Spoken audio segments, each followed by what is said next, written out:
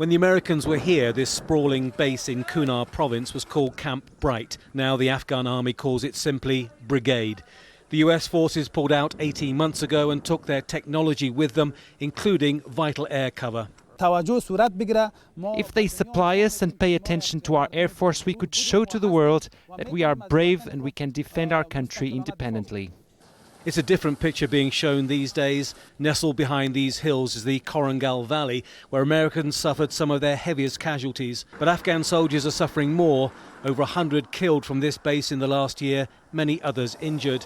They are up against dedicated, well-armed Taliban units, experts in guerrilla warfare. The Taliban now control more territory than at any time in the last 14 years. The Afghan army doesn't have high-tech weaponry, relying mostly on small arms and heavy machine guns. Since the US scaled down its operations here, the Afghan army can no longer completely rely on the use of American aerial firepower, and that has made a significant difference to its capability to take and hold territory. And that air support is no longer there to help remove the wounded from the conflict zones, and that means chances of survival are often considerably reduced. An IED bomb exploded and we were ambushed. A soldier standing next to me was wounded. If we had air support, we could have immediately evacuated him, but we had to drag him for 4 kilometers. With air support, he would have survived.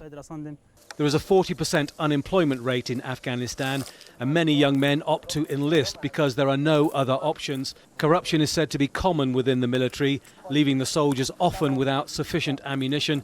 It also leaves many without incentive. A soldier should have a strong faith and physical power, but this enemy is armed to the teeth and has support from our neighbouring countries, including Pakistan and Iran. We need a powerful force with heavy artillery, tanks and air force.